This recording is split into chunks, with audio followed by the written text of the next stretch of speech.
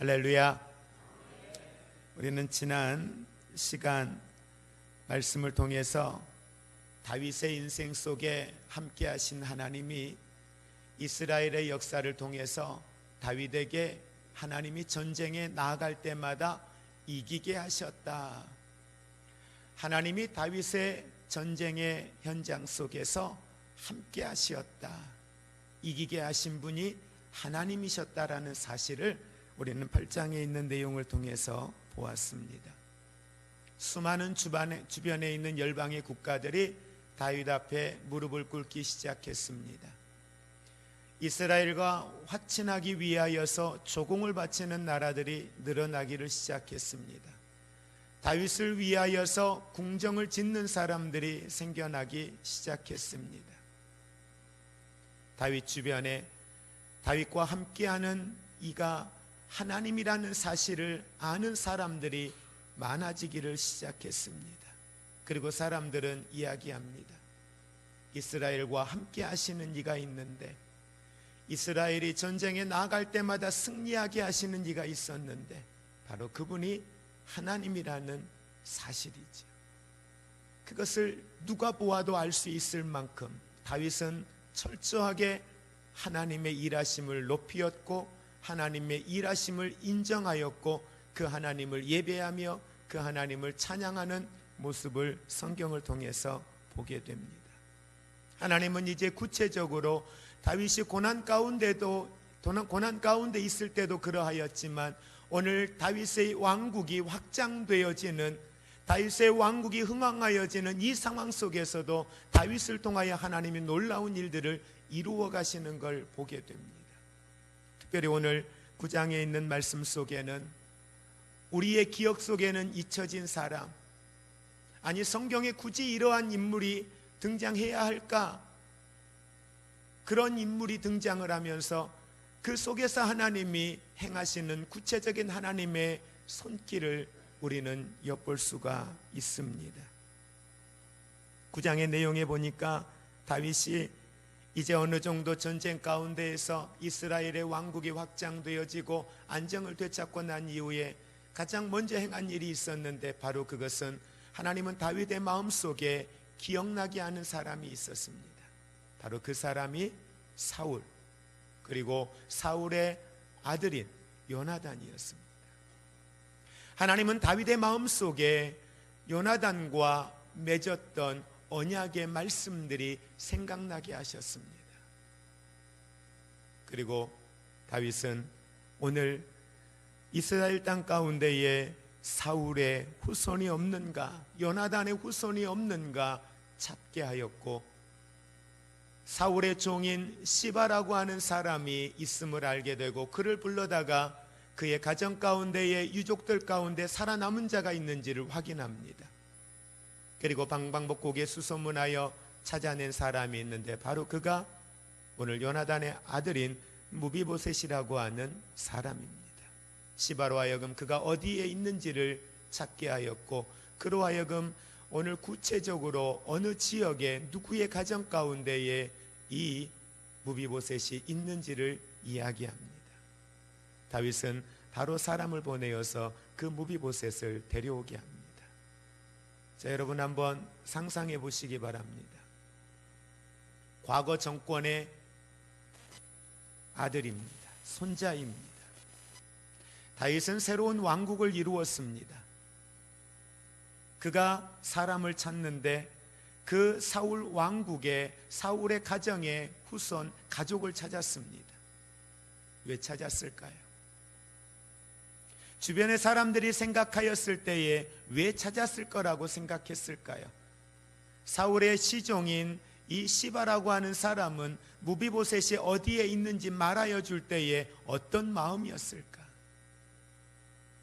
당시의 시대적인 상황이나 모든 여건들을 우리가 생각해 보면 오늘 다윗이 사울의 유족들 가운데 사람을 찾았을 때 이유는 다른 이유가 아니라 왕권을 더욱더 견고하게 하기 위하여 과거의 왕권의 자손들을 완전히 전멸시키는, 모두를 다 죽이는 일이 아니었을까? 사람들은 아마 그리 생각했을 것 같습니다.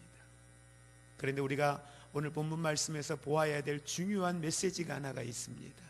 바로 그 메시지는 우리 2절에 있는 말씀 함께 같이 보겠습니다. 사울의 집에는 종 한 사람이 있으니 그의 이름은 시바라. 그를 다윗 앞으로 부르매 왕이 그에게 말하되 내가 시바냐 하니 이르되 당신의 종이니이다 하니라. 네, 나는 당신의 종입니다. 네, 그렇습니다 하면서 이제 다윗의 말이 시작이 되어져요.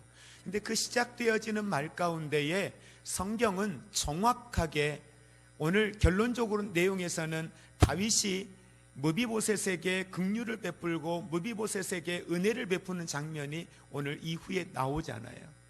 그런데 이 모든 과정 가운데에 대단히 가장 중요한 핵심이 하나가 있는데 그게 3절 말씀을 통해서 우리에게 그 핵심을 이야기를 하고 있습니다. 우리 3절 같이 합독합니다. 왕이 이르되 다윗의 집에 아직도 남은 사람이 없느냐? 내가 그 사람에게 하나님의 은총을 베풀고자 하노라 하니. 아멘. 자, 다윗이 무언가를 행하려고 오늘 사울의 가정 가운데에 그의 후손을 찾는데 후손을 찾은 이유가 뭐예요? 하나님의 은총을 베풀기 위함이었다. 하나님의 은총을 베풀기 위하여서 오늘 이 사울의 가정 가운데에 그의 자손을 찾았다라고 성경은 이야기하고 있습니다. 그렇게 해서 찾은 요나단의 아들 무비보셋, 그를 데려옵니다. 무비보셋은 대단히 두려웠을 겁니다. 걱정했을 겁니다. 미래에 대하여서 보장받을 수 없는 상황 속에 무비보셋은 오늘 다윗 앞에 섰습니다. 그런데 전혀 누구도 예견치 못했던 일이 벌어집니다. 바로 그건 다윗이 오늘 이 무비보셋을 대하는 모습입니다. 다윗이 무비보셋을 대할 때에 오늘 말씀해 보니까 그는 그를 긍휼히 여기었고, 오늘 6절 말씀해 보니 사울의 손자 요나단의 아들 무비보셋이 다윗에게 나왔을 때 다윗은 그에게 7절 말씀 같이 합독합니다. 다윗이 그에게 이르되 두려워하지 말라. 내가 반드시 내 아버지 요나단으로 말미암아 내게 은총을 베풀리라. 내가 내 할아버지 사울의 모든 밭을 다 내게 도로 주겠고 또 너는 항상 내 상에서 떡을 먹을지니라 하니. 아멘. 요나단이 다윗과 함께 할 때의 모습을 여러분 한번 상상해 보십시오. 다윗이 죽을 수 있는 여러 상황들이 있었는데 그때마다 나타나서 다윗을 피하게 하고 살 길을 열어주고 그가 오히려 다른 이들의 상황 앞에 방패가 되어 그를 지켜주었던 사람, 그게 바로 요나단이었습니다. 자, 그런데 이 다윗과 요나단의 관계 가운데에 대단히 중요한 언약을 맺는 장면이 성경에 기록됩니다. 사무엘상 20장에 보면 20장의 14절과 16절 말씀에 보면 다윗과 요나단이 언약을 맺는데 이 언약을 먼저 맺자라고 제안하고 언약의 내용을 이야기하는 사람이 다윗이 아니라 요나단이에요. 그런데 그 말씀을 한번 여러분 보시기 바랍니다. 사무엘상 20장 14절과 16절입니다. 같이 합독합니다. 너는 내가 사는 날 동안에 여호와의 인자하심을 내게 베풀어서 나를 죽지 않게 할 뿐 아니라 여호와께서 너 다윗의 대적들을 지면에서 다 끌어버리신 때에도 너는 내 인자함을 내 집에서 영원히 끊어버리지 말라 하고, 이에 요나단이 다윗의 집과 언약하기를 여호와께서는 다윗의 대적들을 치실지어다 하니라. 아멘. 무슨 내용입니까? 우리가 언약을 맺자.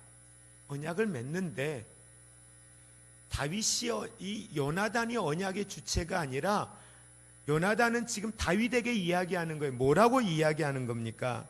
여호와의 인자하심으로 내게 그 인자하심을 베풀어서 나를 죽지 않게 해달라는 거예요. 나와 내 가족을 죽지 않게 해달라는 거예요. 누가 얘기해요 지금? 요나단이 이야기해요. 지금 요나단이 어떤 위치에 있습니까? 사울의 아들이에요. 왕자예요. 이후에 사울 다음으로 왕권을 이어받을 사람이에요.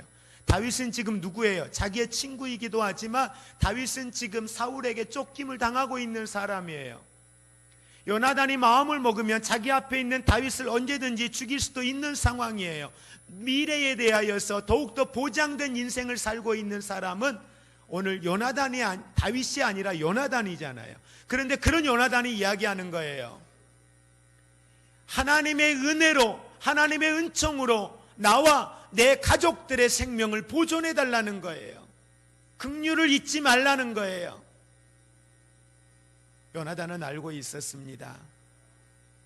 사울의 왕국이 오래가지 못할 걸 알고 있었습니다. 하나님이 이스라엘의 왕으로 세운 자는 사울이 아니라 다윗이라는 사실을 알고 있었습니다. 그렇기 때문에 비록 다윗이 지금은 쫓기는 위치에 있지만 다윗이 이스라엘의 왕이 될 것이요, 하나님은 다윗을 통하여서 이 땅 가운데 하나님의 거룩한 왕국을 이루어갈 거라는 사실을 알고 있었습니다. 그러기에 요나단은 다윗과 언약을 맺으면서 말하는 거죠. 뭐라고요? 나와 내 가정을 지켜달라는 것입니다. 그러면서 다윗을 축복합니다. 여호와께서 다윗의 대적들을 치실 것이다 라고 이야기하고 있습니다. 우리 42절 말씀 같이 합독합니다.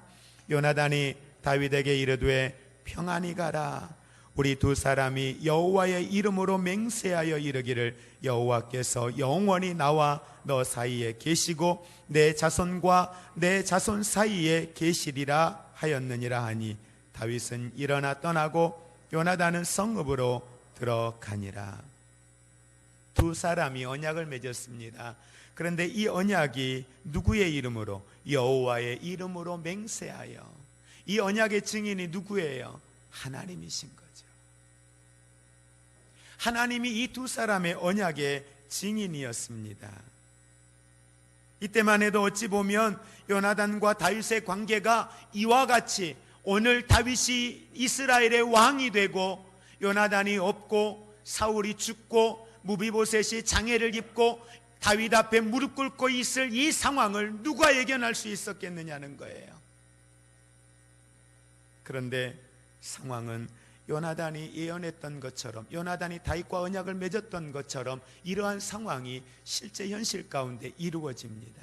그리고 오늘 다윗은 요나단과 맺었던 그 언약을 그렇게 지키며 나아갑니다. 그러면서 요나단에게 사울이 가졌던 모든 재산들을 다시 돌려줍니다. 그리고 이 무비보셋이 비록 장애를 입었지만 이 무비보셋을 자기의 상에 함께 왕자들과 자기의 가족들과 함께 더불어서 한 가족이 되어 살아갈 수 있는 축복을 그에게 허락하셨다라고 하는 사실입니다. 여러분, 이 다윗이 행한 귀한 이 사역 앞에 여러분들은 무엇을 보십니까?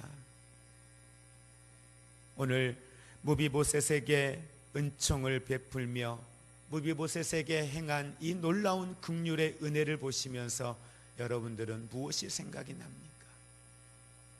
성경은 이 모든 것이 하나님의 은혜였다라는 사실을 분명히 이야기하고 있습니다.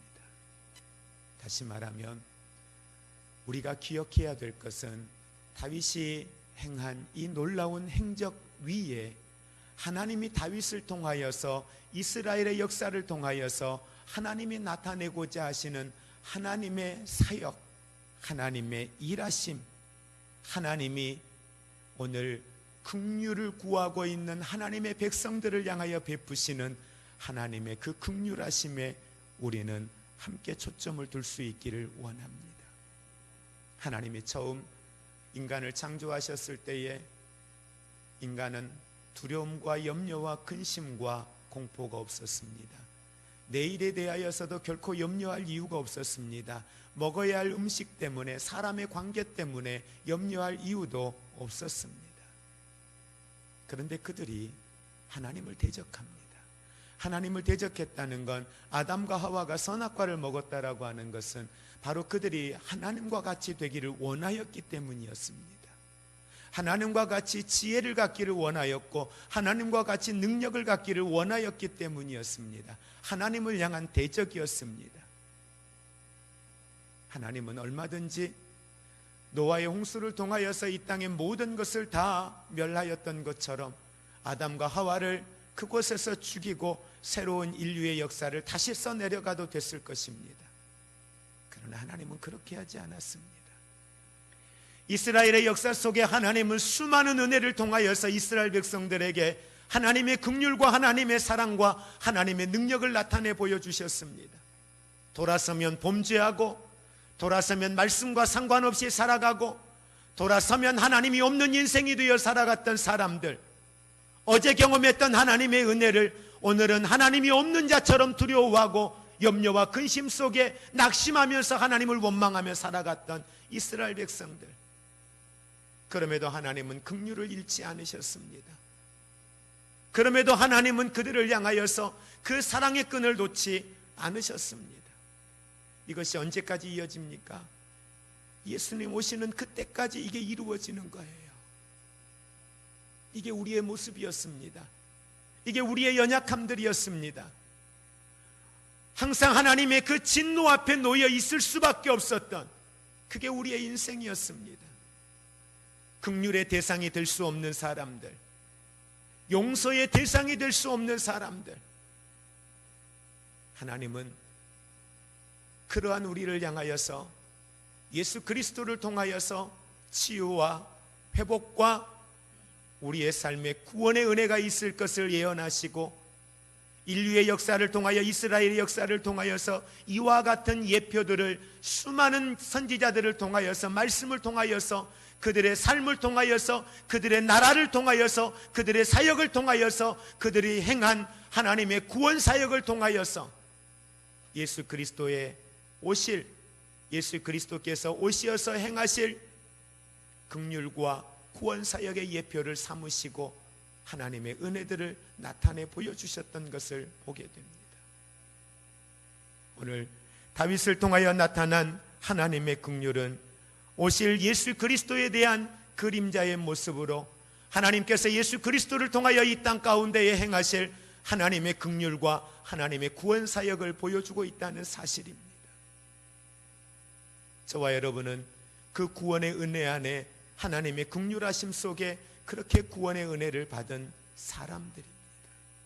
우리는 오늘 이 본문을 통하여서 몇 가지 중요한 사실을 묵상하기를 원합니다. 하나는 하나님의 언약의 약속은 반드시 성취되어진다라고 하는 사실입니다.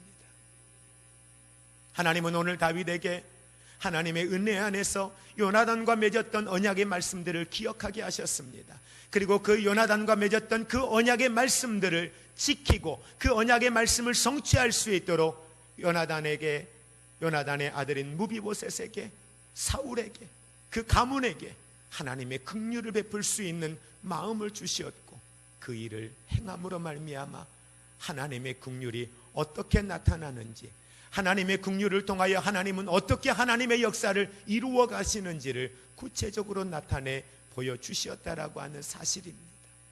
오늘도 하나님은 우리와 약속하신 언약의 말씀들을 지키십니다. 앞으로도 그 언약의 말씀을 하나님은 지키실 것입니다. 그리고 나타내실 것입니다.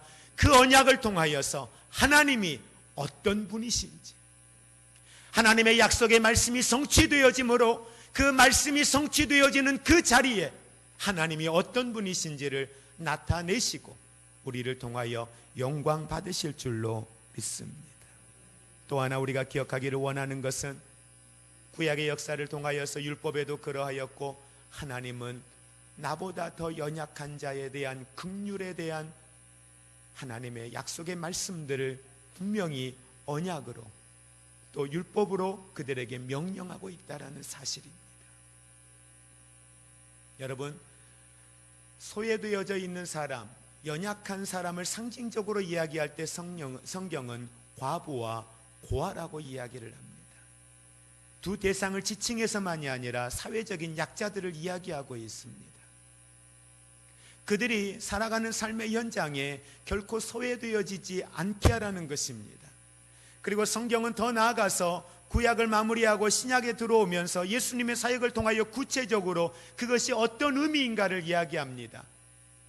그 누구도 예수 그리스도 안에서는 높고 낮음이 없음을 이야기합니다. 예수 그리스도 안에서는 한 몸임을 이야기합니다. 예수 그리스도 안에서는 이방인이 없다는 겁니다. 그 누구도 소외되어져서는 안 된다라고 하는 사실을 이야기합니다. 성경에 대표적으로 우리에게 긍휼 사역을 위하여서 하나님이 주신 귀한 말씀이 있습니다. 바로 그건 희년에 대한 것입니다. 희년이 무엇입니까? 50년이 되었을 때에, 50년이 된 해에, 그리고 7월 10일 날, 이걸 대속의 날이라고 이야기합니다. 그걸 희년이라고 이야기합니다. 이 날이 되면 어떻게 합니까? 모든 종들을 풀어주고 빚을 탕감해주고 모든 밭들을 다시 회복시키는 겁니다. 돌려주는 것입니다. 여러분, 희년이라고 하는 이 희년일이 갖는 의미가 무엇인 줄 아십니까?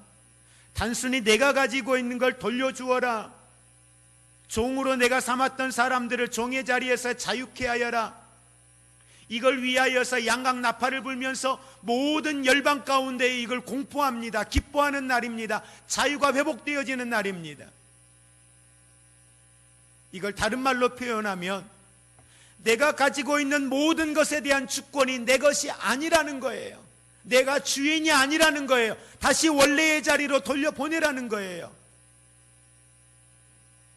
생명뿐만 아니라 내가 열심히 일하여 거두어들인 소득일지라도, 내가 그렇게 하여 만들어 놓은 내 밭까지라도, 내가 가지고 있는 모든 것에 대한 주권이 나의 것이 아니라고 하는 사실을 공포하고 인정하는 것, 이것이 바로 희년이 가지고 있는 의미입니다. 그리고 이걸 대대로 지켜 내려왔습니다. 희년의 이러한 놀라운 하나님의 긍휼은 이 땅 가운데 살아가는 사람들이 소외되어짐이 없이 더불어 살아갈 수 있는 공동체로 하나님의 왕국을 이루어갈 수 있는 하나님의 메시지가 그 안에 담겨져 있음을 우리는 기억하기를 원합니다. 자, 이걸 우리의 삶의 현장으로 한번 가지고 와서 우리 묵상해 보기를 원합니다. 열심히 수고하여 일하여서 거두어들인 소득의 것들을 열심히 곳간 안에 쌓아두었습니다. 주변에 있는 사람들은 굶어 죽어가고 집 앞에는 거지가 있고 구걸하는 사람이 있는데도 나누기보다는 내일을 위하여서 또 창고를 짓고 또 그곳에 곡식들을 쌓아둡니다. 꿈속에 하나님의 음성이 들립니다. 오늘 밤 너의 생명을 거두어가면 이 모든 것이 누구의 것이 되겠느냐? 우리는 기도하면서 고백합니다. 내 모든 인생은 하나님의 것입니다. 내 삶의 주권도 하나님께 있습니다. 내 생명도 하나님의 것입니다. 그런데 생명은 하나님의 것이라고 이야기하는데 이 모든 물질이 하나님의 것입니다라는 고백은 참 우리가 잘 안 되는 것 같아요. 왜? 자식들도 생각해야죠. 내가 죽고 나면 내 자식들 먹고 살 것 마련해 놓아야죠. 그 자녀들의 인생의 주권이 하나님께 있음을 우리는 인정하지 않는 거죠. 다시 말하면 우리는 우리가 살아가는 삶의 현장 속에서 하나님이 지금 내게 원하는 것에 대하여 우리가 집중하는데 가장 큰 걸림돌이 무엇일까? 모든 주권이 하나님께 있다는 사실을 인정하고 하나님을 범사에 인정하고 하나님께 여쭈어 보아야 되겠는데 그러지 못한 가장 큰 이유가 무엇일까? 거기에 가장 큰 걸림돌이 이 물질이라고 하는 것이 거기에 가장 큰 걸림돌, 내일에 대하여서 불확실한 인생을 살아가는 우리가 내일에 대하여서 우리들이 설계하고 우리들이 준비하는 것들 때문에 하나님의 주권을 인정하지 못하는 연약함의 모습들을 우리는 보게 됩니다. 우리가 살아가는 믿음의 삶의 현장에 하나님은 그 소외되어짐이 없이 너희가 더불어 함께 살아가는 공동체를 이루는 것, 그것이 마땅히 우리가 해야 할 사명이요 의무라고 하는 사실을 성경은 분명히 이야기를 하고 있습니다. 오늘을 살아가는 이 시대 속에 신년이 가지고 있는 의미가 무엇일까? 그것을 오늘 우리가 살아가는 삶의 현장에 믿음의 사람들이 적용한다면 무엇을 우리는 적용할 수 있을 것인가? 신년의 의미를 적용하지 않을지라도 우리는 우리의 삶의 현장에 가까운 곳에 이 말씀을 적용해 본다면, 한 해를 보내기 전에 특별히 우리는 겨울이 되면 소외되어지는 사람들이 더 어렵고 힘든 시간들을 보낸다라는 걸 알고 있습니다. 그들을 위하여 나는 어떤 계획을 하고 있는가? 나보다 연약한 사람을 위하여 나는 무엇을 나누려고 준비하고 있는가? 여러분, 그러한 마음으로 준비하고 계획하신 것이 있습니까? 2020년을 시작하면서 여러분의 마음에 준비하는 것들 가운데에 나보다 더 소외되어지고 나보다 더 연약한 사람을 위하여, 그것이 단순히 물질뿐만 아니라 교회 안에 믿음의 연약한 사람, 삶의 인격에 미성숙한 사람, 공동체 안에 들어와야 하는데 공동체 안에 들어오지 못하고 있는 연약한 사람, 그가 입고 있는 옷 때문에, 그가 가지고 있는 사회적인 신분 때문에, 그가 가지고 있는 환경적인 것들 때문에 교회 공동체 안에 들어오지 못하고 있는 연약한 사람, 소외되어져 있는 사람, 적어도 나의 시선 속에, 나의 마음 속에 소외되어져 있는 사람, 예수 그리스도의 이름으로 하나라 말씀하고 있고 한 형제라 말하고 있는 교회 공동체 안에서조차도 소외되어지고 있는 그들을 위하여서 2020년도에 여러분들이 무엇을 하겠다라고 계획한 일들이 있느냐는 것입니다. 우리는 이에 대하여 좀 더 마음의 문을 열고 다윗을 통하여 하나님의 긍휼이 어떤 긍휼인지를 나타내 보였던 것처럼, 다윗이 행한 그 놀라운 일을 통하여서 이스라엘은 보았습니다. 하나님의 긍휼이 어떤 것인가를요. 다윗의 능력을 본 것이 아니라 다윗 속에 역사하고 있는 하나님의 긍휼을 보았다라는 거죠. 오늘 저와 여러분들의 긍휼을 통하여서 우리의 주변의 사람들이 하나님의 긍휼이 어떤 것인지, 하나님의 은혜가 어떤 것인지, 하나님의 사랑이 어떤 것인지를 나타내 보일 수 있는 그런 축복의 통로가 될 수 있기를 주의 이름으로 축복을 드립니다. 2020년도의 계획 가운데에 나보다 더 소외되어져 있는 이들을 향한 계획과 비전이 여러분들에게 없었다면, 오늘이라도 우리는 2020년도에 하나님, 나를 통하여 나타내기를 원하시는 하나님의 긍휼이 무엇입니까? 그 긍휼의 대상과 내가 구체적으로 그 긍휼의 사람을 어떻게 긍휼을 베풀어야 할 것인지에 대하여서 내게 하나님 아버지의 마음을 허락하시고 내가 이 마땅한 사명을 감당할 수 있는 능력을 내게 더하여 주시옵소서. 이 기도가 우리의 기도가 되기를 원합니다. 여러분, 한번 주변을 한번 보십시오. 앞뒤로 옆에를 한번 봐보십시오. 1년 동안 오면서 교회 안에 함께 하면서 대화 한번 나누지 못하고 따뜻한 말 한마디 한번 나누어 보지 못하고 무슨 생각을 가지고 있는지, 어떤 일 때문에 힘들어 하는지, 어떤 기도 제목을 가지고 있는지, 무엇 때문에 저렇게 얼굴이 근심에 쌓여 있는지 물어보신 적이 있으십니까? 관심 가지고 그에게 다가가서 따뜻하게 밝은 모습으로 인사하며 손을 한번 잡아주신 적이 있으십니까? 평소에 늘 함께했던 사람들, 그냥 교제 나누었던 분들, 그분들과 눈 맞추고 그분들과 교제는 하지만 1년이 지나도록 2년이 지나도록 말 한번 나누어 보지 못한 그 선입견 때문에, 과거에 가졌던 그 불편한 마음 때문에 마음을 닫아놓고 지냈던 사람들, 우리에게는 혹시 없는지요? 하나님의 긍휼을 뭘로요? 하나님의 긍휼을, 하나님의 사랑을 무엇으로 여러분 나타내 보일 것입니까? 말씀을 정리합니다. 오늘 교회가 힘이 있는 사람들이 소리를 내는 교회, 사회적인 신분이 있는 사람들이 소리를 내는 교회, 교회도 세상과 예외 없이 힘이 있고 지식이 있고 물질이 있고 직분이 있는 사람들이 소리를 내는 교회라면 그거는 이미 교회로서의 기능을 잃어버린 것입니다. 목사가 왕인 것처럼 교회에서 자리를 잡고 있고 교회에서 직분을 가지고 있는 직분자들이 교회에서 주인 행세를 하고 있다면 그거는 교회로서의 기능을 잃어버린 것입니다. 그건 이미 교회가 아닌 것입니다. 교회는 하나님의 사랑이 있고 하나님의 긍휼이 있고 편견이 없고 모든 이들을 사랑으로 품을 수 있는 것. 오늘 다윗이 사울의 손자인 무비보셋을 품었던 것처럼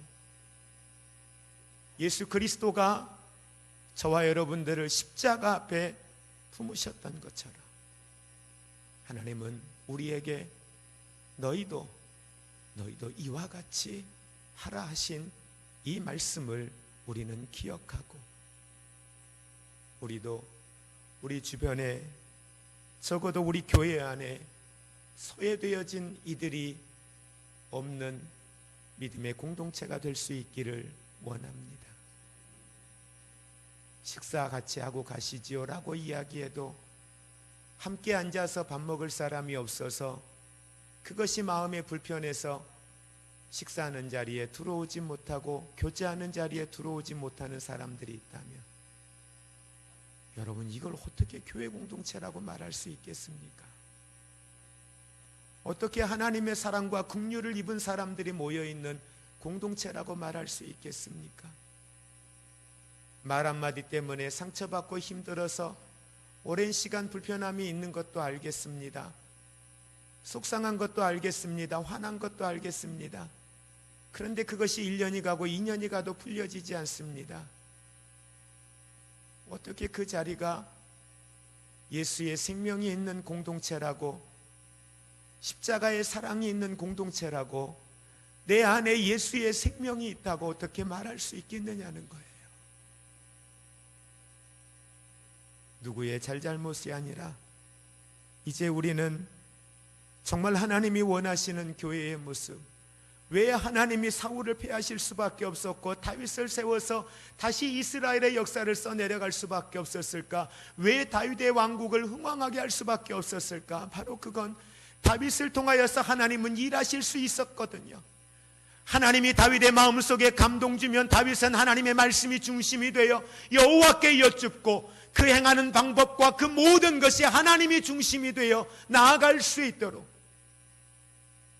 다윗을 통하여 긍휼을 베풀고자 하면 긍휼이 나타나고, 다윗을 통하여 사랑을 베풀고자 하면 사랑이 나타나고, 다윗을 통하여 일하고자 하면 전쟁에서 이기게 하실 수 있었고, 그만큼 모든 다윗의 범사가 하나님이 주권이 되어 하나님이 왕이 되어 하나님이 다스리는 자가 되어 살아가는 축복의 통로로 다윗이 세워졌기에, 그 통로로 다윗은 하나님을 인정하였기에 다윗을 통하여 하나님의 나라가 확장되어질 수 있었던 것처럼 오늘 저와 여러분을 통하여 하나님은 하나님의 긍휼을 나타내기를 원하십니다. 하나님이 어떻게 우리 교회에 하나님의 긍휼을 나타내시겠어요? 다시 예수님이 부활해서 여러분 앞에 나타났어요. 하나님이 이 땅에 여러분 앞에 쓰셔서, 강단에 쓰셔서 내가 하나님이다 라고 여러분 앞에 나타나셔서 하나님이 여러분에게 긍휼을 나타내시겠습니까? 한번 우리 고백하겠습니다. 하나님의 긍휼은 나를 통해, 하나님의 사랑은 나를 통해, 하나님의 용서는 나를 통해 누구에게? 여러분을 통해서 여러분이 함께하는 곳에 그분의 사랑이, 그분의 긍휼이 나타나기를 하나님은 원하십니다. 지나왔던 우리의 발걸음들이 어떠하였든지 앞으로 우리의 삶의 현장, 우리의 교회 공동체 안에, 여러분의 가정 속에 이제는 다윗을 통하여 보여주신 하나님의 긍휼이, 하나님, 나를 통해 하나님의 긍휼을 나타내시옵소서. 나를 통해 하나님의 사랑을 나타내시옵소서. 나를 통하여 조건 없는 하나님의 그 은혜를 나타내시옵소서. 이 고백이 저와 여러분의 고백이 되기를 주의 이름으로 축복을 드립니다. 우리 주 예수 그리스도의 은혜와 하나님 아버지의 사랑하심과 성령님의 교통하심이, 하나님의 긍휼과 하나님의 사랑과 하나님의 능력과 하나님의 도우심을 나타내야 하겠는데, 오늘 그 축복의 통로로 나를 삼아 주시옵소서. 나를 통해 나타내시옵소서. 나를 통해 이루어지게 하옵소서. 고백하고 선포하며 나아가는 사랑하는 모든 성도들 위해, 저들의 가정 위에, 이 나라 위에 이제로부터 영원토록 함께 있을지어다. 아멘.